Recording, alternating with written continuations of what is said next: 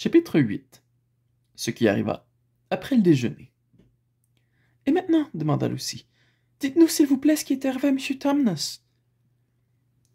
Ah, c'est grave, répondit M. Castor, en secouant sa tête.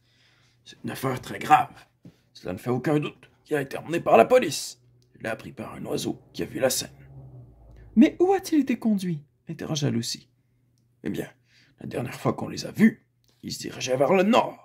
Et nous savons tous ce que cela veut dire. Non, nous ne savons pas, dit Susan. M. Castor secoua la tête tristement. Cela signifie, le grain fort, qu'il l'emmenait dans sa maison, expliqua-t-il. Mais que vont-ils lui faire, M. Castor? Demanda Lucy haletante. Eh bien, dit M. Castor, on ne peut jamais être certain. Mais il n'y en a pas beaucoup qui ressortent jamais de là. Des statues! C'est plein de statues, dit-on. Il y en a dans la cour, dans l'escalier, dans le vestibule. Des êtres qu'il a changés. Il s'arrêta et frissonna. Changés en pierre. Mais, M. Castor, s'exclama Lucy, nous ne pouvons-nous pas... Je veux dire, nous devons faire quelque chose pour le sauver. C'est trop terrible et c'est entièrement de ma faute. Je suis certaine. Je suis certaine que vous le sauveriez si vous pouviez, ma chérie, dit Madame Castor. Mais vous n'avez aucune chance d'entrer dans cette maison contre sa volonté et d'en ressortir vivante. Ne pouvons-nous pas inventer une ruse, proposa Peter. Pouvons-nous pas, par exemple, nous déguiser ou faire semblant d'être, je sais pas, des colporteurs, n'importe quoi. Ou alors guetter jusqu'à ce qu'il soit parti. Encore. Et puis, il doit y avoir un moyen. Ce fond a pris le risque de sauver ma sœur, M. Castor. Nous ne pouvons absolument pas le laisser le laisser subir ce traitement. C'est inutile, fils d'Adam, dit M. Castor. Inutile que vous tentiez quoi que ce soit. Vous moins que personne. Mais maintenant qu'Aslan est en chemin.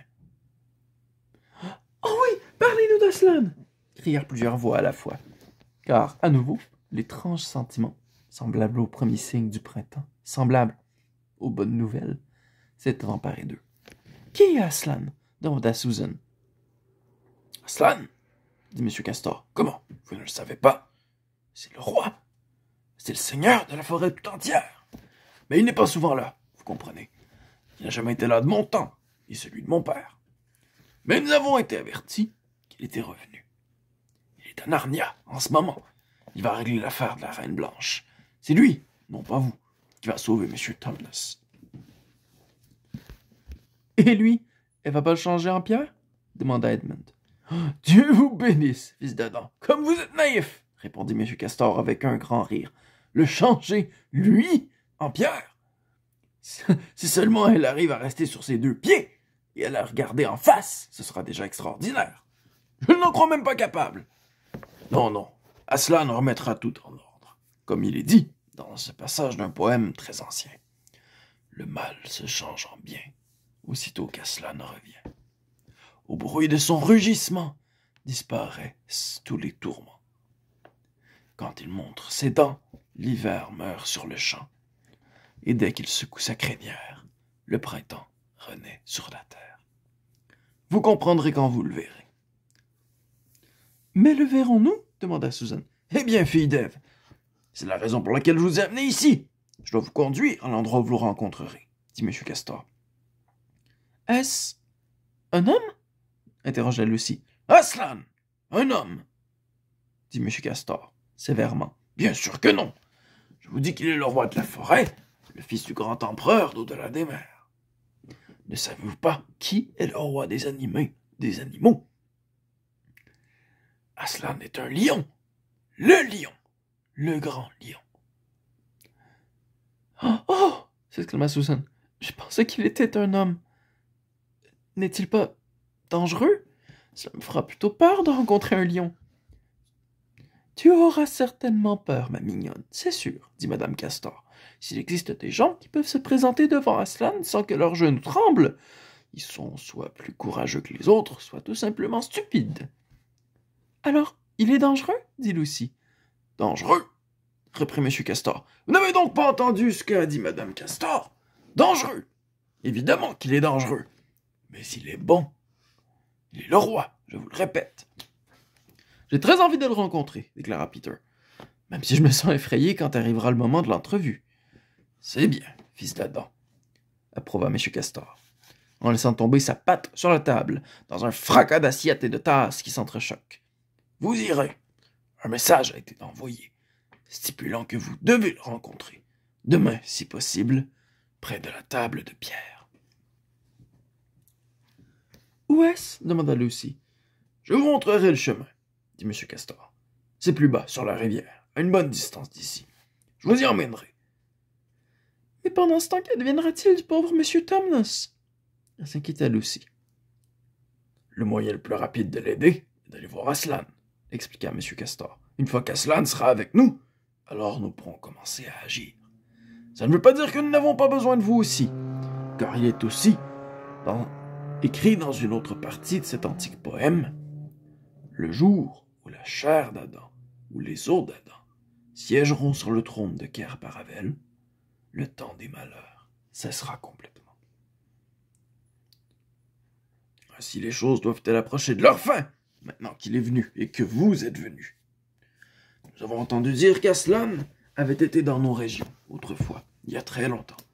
Personne ne peut plus dire quand. Mais nous n'avons jamais vu ici un représentant de votre race auparavant. Il y a quelque chose que je ne comprends pas, M. Castor, dit Peter. La sorcière n'est-elle pas un être humain?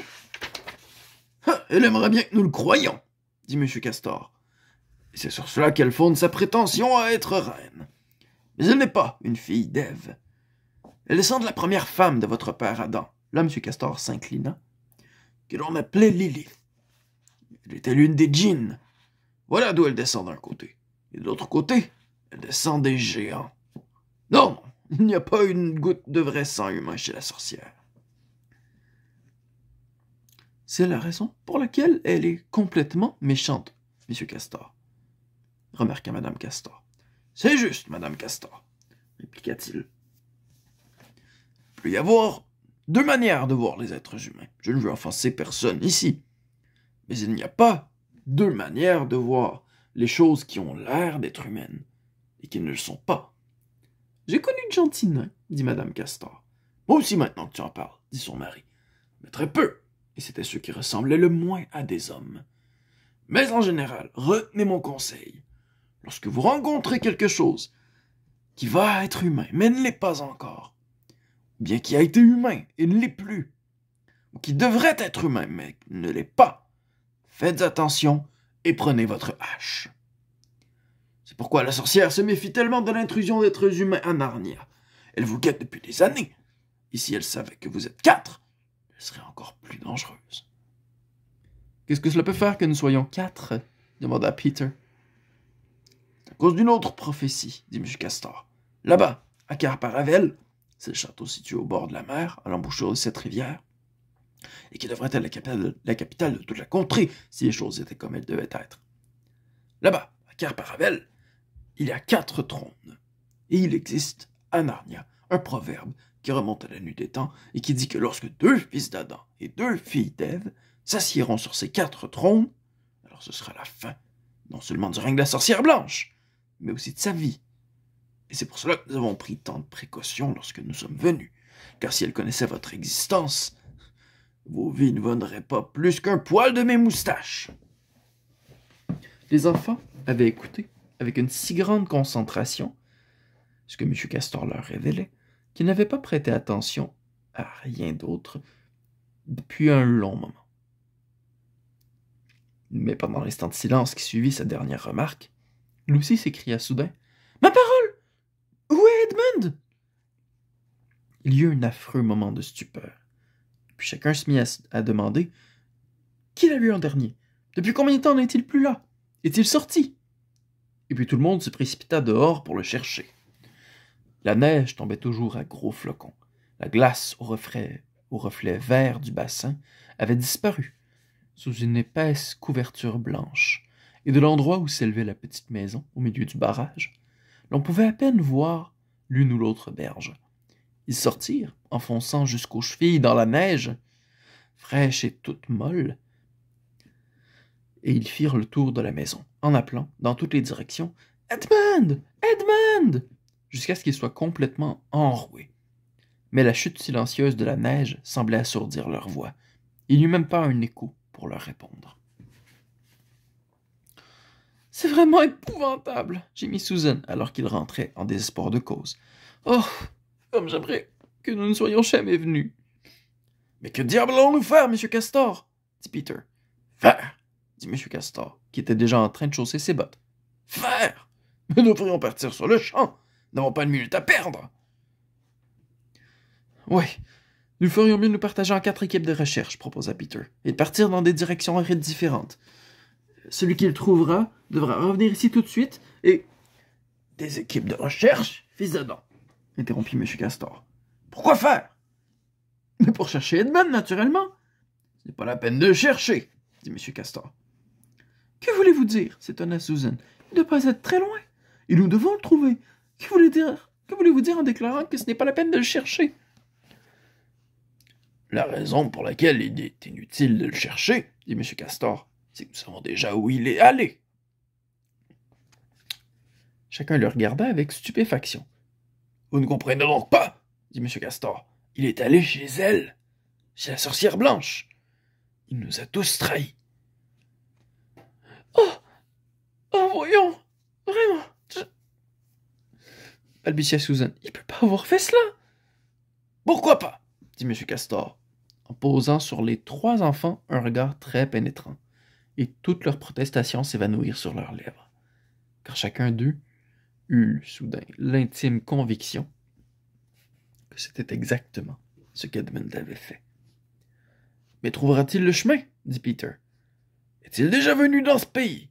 demanda M. Castor. « Est-il déjà venu ici tout seul ?»« Oui, » répondit Lucy.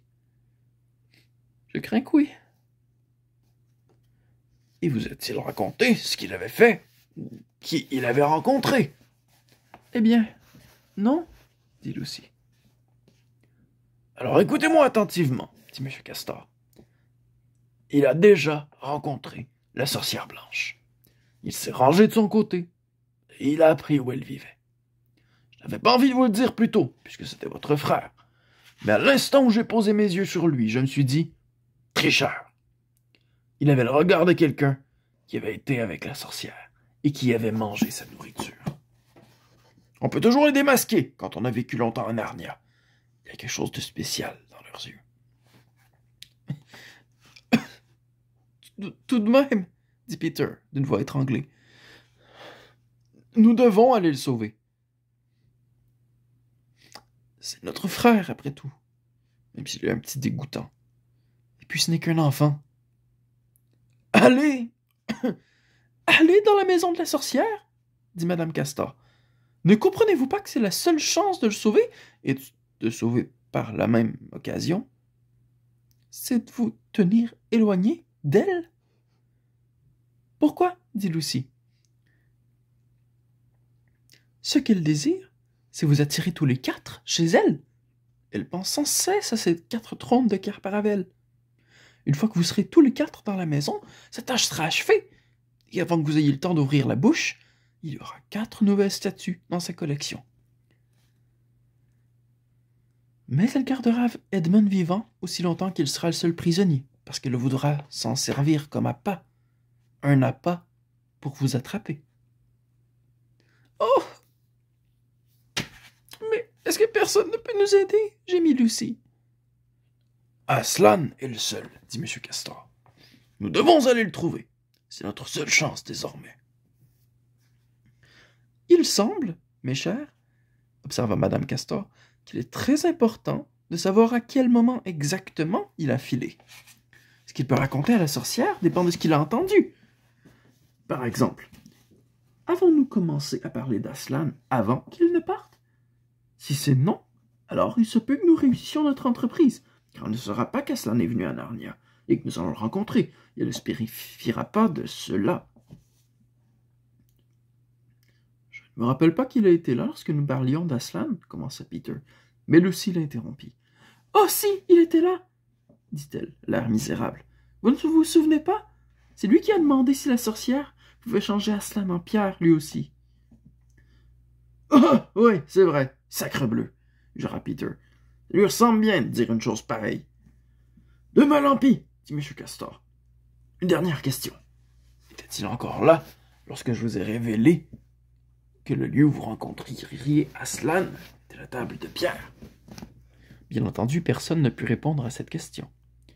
Parce que si elle était là, poursuivit-il, alors il suffira à la sorcière de partir entre nous dans cette direction et de se poster entre nous et la table de pierre pour nous attraper en chemin. Et nous ne pourrons pas rejoindre Aslan. Mais, tel que je la connais, ce n'est pas ce qu'elle fera en premier, objecta Madame Castor. Dès qu'Edmund lui aura dit que nous sommes tous ici, elle se mettra en route pour nous attraper cette nuit même. Et s'il est parti il y a une demi-heure environ, il sera ici dans 20 minutes. Tu as raison, Madame Castor, dit son mari. Nous devons tous partir d'ici. Il n'y a pas une seconde à perdre.